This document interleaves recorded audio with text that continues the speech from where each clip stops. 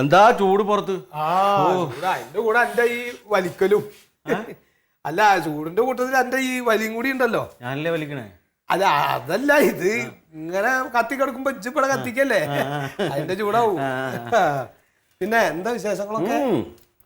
അങ്ങനെ പോണു. ഞാൻ ചോദിക്കരുത്, എന്താ കാസിമിനെ കാണാനല്ലോ എന്നിങ്ങനെ പറഞ്ഞില്ലോന്നേ. അല്ല വന്നേ, ഞാനിപ്പോ വന്നതേ.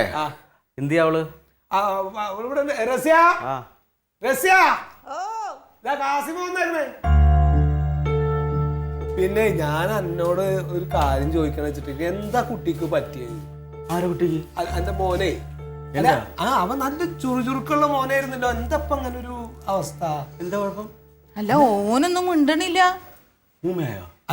ഊമയായിട്ടല്ല, അവനൊരു ഉഷാറില്ല, നല്ല മോനായിരുന്നു, നല്ല ഒക്കെ ആയിരുന്നല്ലേ. അപ്പൊ ചെറിയൊരു ഉഷാറ് കുറവുണ്ടല്ലേ? അവര് ഭയങ്കര ഒരു അങ്ങനെ തോന്നുന്നുണ്ടല്ലേ?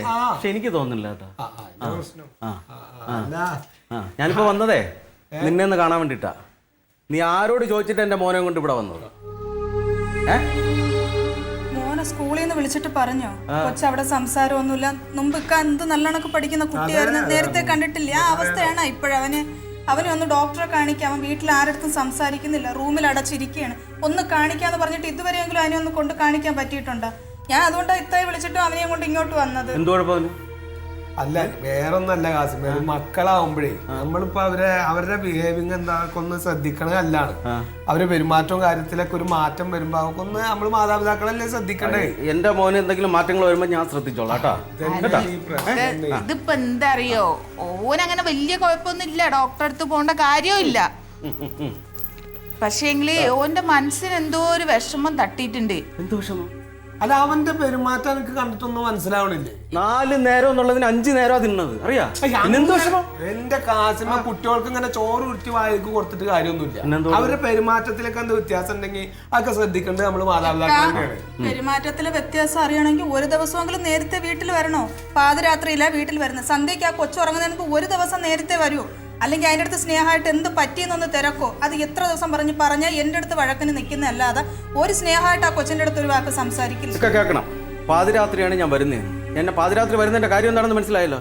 ഈ ചക്കപ്പോത്തിന് 4 നേരം വെട്ടി വിഴുങ്ങാൻ വേണ്ടി ഞാൻ ജോലിക്ക് പോകുന്നുണ്ടോ? അല്ലെങ്കിൽ അങ്ങനൊന്നും പറയൊന്നും വേണ്ടേ. പിന്നെ അതൊക്കെ എന്റെ ഉത്തരവാദിത്വം തന്നെയാണ്. എന്ന് വെച്ചിട്ട് ആരും കുട്ടികളെ നോക്കാതെ നടക്കണേ. അല്ല, ഞാൻ പറയണത് കുടുംബത്തെ കാര്യങ്ങളൊക്കെ പിന്നെ ആണുങ്ങൾ തന്നെയല്ലേ നോക്കുക ആസിമ. അത് വിചാരിച്ചിട്ട് മക്കളുടെ കാര്യങ്ങളൊക്കെ ശ്രദ്ധിക്കണ്ടേ. ഞാനിപ്പോ എന്ത് നോക്കുന്നില്ലെന്ന് നിങ്ങൾ ഈ പറയണേ. അതല്ല, അവന്റെ ഇപ്പോഴത്തെ ഒരു അവസ്ഥ കണ്ടിട്ട് ഇജ്ജ് എന്താ പറഞ്ഞത്? അപ്പൊ എനിക്ക് അങ്ങനെ തോന്നുന്നില്ല എന്നാ പറഞ്ഞത്. എനിക്കൊന്നും തോന്നുന്നില്ല. അതെന്നെ പറഞ്ഞത്. അതൊക്കെ അതാണ് ഓനെ ശ്രദ്ധിക്കണില്ല എന്ന് പറയണ. അതാണ് ഓന്റെ സ്കൂളിലുള്ളവർക്ക് അങ്ങനെ തോന്നുന്നുണ്ട്. എന്തിനാ ഞങ്ങൾക്ക് തോന്നുന്നുണ്ട്, അപ്പൊ എന്താ എനിക്ക് തോന്നാത്തത്? അതിന് കൊച്ചിന്റെ കാര്യം ശ്രദ്ധിക്കാൻ സമയം വേണ്ടേ? ഒരു ദിവസം 10-20 പാക്കറ്റ് സിഗരറ്റ് വലിക്കുന്നതല്ല. അതാ കേട്ടാ, ഈ 20 പാക്കറ്റ് സിഗരറ്റാണ് ഇപ്പൊ വിഷയം. ഒരു കാര്യം ചെയ്യാം, നാളെ തൊട്ട് 5 പാക്കറ്റ് സിഗരറ്റ് അവള് വലിക്കട്ടെ, 5 പാക്കറ്റ് സിഗരറ്റ് ഞാൻ. എന്താ ഇങ്ങനെയൊക്കെ സംസാരിക്കണേ? നിങ്ങളൊക്കെ സിഗരറ്റ് വലിക്കുമ്പോ കുട്ടികൾ കണ്ടാ എന്താ മനസ്സിലാക്കാത്ത? ആര് കണ്ടല്ലേ?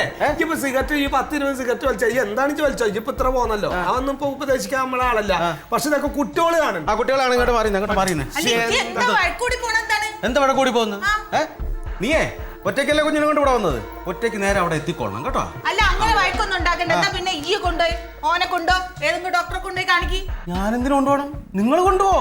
നിങ്ങളല്ലേ പുതിയ രക്ഷകർത്താക്കള്, നിങ്ങൾ കൊണ്ടുപോ. അങ്ങനെ പറഞ്ഞത് ഓനക്കൊരു സമ്മാനം കിട്ടിയോട്ടിച്ചിട്ടല്ലേ ഇങ്ങോട്ട് കൊണ്ടത്. അത് അവർക്ക് ബന്ധമുള്ളൊരു വീട്ടിലേക്കല്ലേ കൊണ്ടുവരാൻ പറ്റുള്ളൂ. ഞാൻ എന്തിനു കൊണ്ടുപോകണം? നിങ്ങൾ കൊണ്ടുപോ. നേരെ കൊണ്ടുപോട്ടാ. എന്താ ഇല്ല, നിങ്ങൾ നോക്കിയാ മതി. നിങ്ങൾ നോക്കി പഴയ ചുറുചുറുക്കൊക്കെ ഉണ്ടാക്കി കൊണ്ടങ്ങ് വാ. അപ്പോഴും ഞാൻ അവിടെ വെയിറ്റ് ചെയ്യാം. ഇല്ല, വേറെ സംസാരം വേണ്ട. ഇക്കയെ കുറിച്ച് ഞാൻ അങ്ങനെയൊന്നല്ല വിചാരിച്ചേട്ടോ. വേണ്ട, ചുറുചുറുക്കൊക്കെ ഉണ്ടാക്കി അങ്ങോട്ട് വാ. ഞാൻ പറഞ്ഞില്ലേ ഓനോടൊന്നും സംസാരിച്ച് ശരിയാവൂല.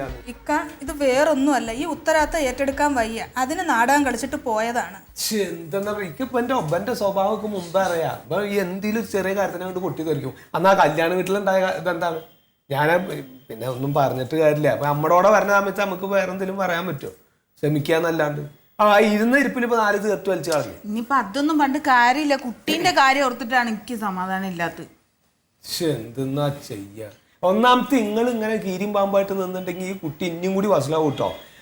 ഇപ്പൊ ഇങ്ങനത്തെ ഒരാളാച്ച അതിനനുസരിച്ച് സംസാരിക്കാൻ ഇജ്ജും പഠിക്കണോ, അല്ലാണ്ട് അവരെ അങ്ങനെ ചൂട് കയറ്റിയിട്ട് കാര്യമൊന്നുമില്ല. അല്ല, ഓളുടെ സംസാരത്തിൽ ഇപ്പൊ എന്താ കുഴപ്പം? ഓള് ഇപ്പോഴെങ്കിലും പറയണ്ടേ ഇതൊക്കെ? അല്ല, പറയണം എന്നല്ല ഞാൻ പറഞ്ഞത്. ഇപ്പൊ ഇതൊക്കെ കുട്ടികൾ കാണല്ലേ, ഇവര് തമ്മിൽ അങ്ങോട്ട് കീരിയും പാമ്പായി കഴിഞ്ഞാൽ ഇപ്പൊ അവിടെ അതിന്റെ ഇടയ്ക്ക് സിഗരറ്റിന്റെ കാര്യം പറഞ്ഞിട്ട് ഒരു കാര്യമില്ല. ഇക്കറിയില്ല, അങ്ങനെയാണെങ്കിൽ പറയാൻ ഞാൻ മിണ്ടിയില്ലല്ലോ. അതെന്താ പിന്നെ ഓള് പറയണ്ടേ? ഓളത് സഹിച്ചിങ്ങനെ ജീവിക്കണോ? ഓള് സഹിച്ച് ഇല്ലാതായിക്കണ്. ഓന്റെ അഹങ്കാരത്തിന് ഇങ്ങനെ നിന്ന് കൊടുക്കണോ ഓള്? അതാണ് നിങ്ങൾ പറയണേ? അതല്ല പറഞ്ഞത്, ആണുങ്ങളുടെ സ്വഭാവം അനുസരിച്ച് നിൽക്കാൻ പെണ്ണുങ്ങൾ പഠിക്കണം. അപ്പൊ പെണ്ണുങ്ങളുടെ കാര്യം കൂടിയിട്ട് ആണുങ്ങൾ നോക്കണോ? സ്വന്തം കുട്ടിയുടെ കാര്യം നോക്കാത്ത ഓനാണ് പിന്നെ ഓളെ നോക്കാൻ പോണേ. അല്ല, ഇതെന്താ തല്ലി പിരിയണം നല്ല. നിങ്ങൾ തമ്മിൽ വഴക്കൂടാതെ ഞാൻ കൊച്ചിന്റെ കാര്യം സംസാരിക്കാനല്ലേ വന്നത്. അവനെ എങ്ങനെയെങ്കിലും ഒന്ന് ശരിയാക്കി എടുക്കുക, ഇങ്ങനെ നടന്ന് വഴക്കൂടാതെ നിങ്ങൾ തമ്മില്. നമുക്ക് എന്തെങ്കിലും ചെയ്യ, ഈ വെറുതെ ബേജാറാവണ്ട. ചെയ്യുന്ന ആലോചിച്ചു. ഈ നിലക്കാണ് വാപ്പാടെ സ്വഭാവം. ഈ കാസിമിന്റെ മോന് എന്തോരം പ്രായം ഉണ്ടാവും?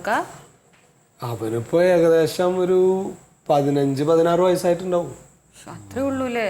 16 വയസ്സായിട്ടുള്ള ചെറിയ കുട്ടിയല്ലേ. അല്ല, അപ്പൊ അവനിപ്പോ ഇനി ഇവിടെ നിർത്തി പഠിപ്പിക്കാനാണോ?